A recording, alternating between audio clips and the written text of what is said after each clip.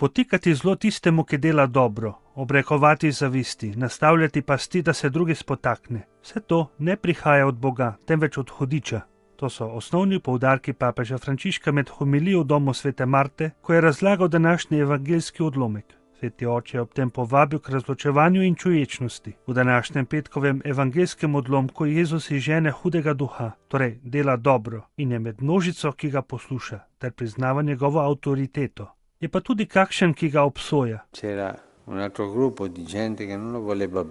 Bila pa je tudi druga skupina ljudi, ki ga ni marala in ki je vedno skušala na drugačen način razlagati Jezusove besede in njegove drže, torej proti njemu. Eni iz zavisti, drugi iz doktrinalne togosti, spet drugi iz strahu, da bodo prišli Rimljani in jih pomorili. Iz različnih razlogov so skušali od ljudstva odvrniti Jezusovo avtoriteto, celo z obrekovanjem, kot se je zgodilo v tem primeru.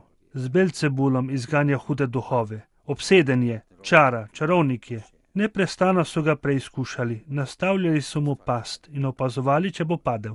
Papež Frančišek je zatem povabil k razločevanju in čuječnosti.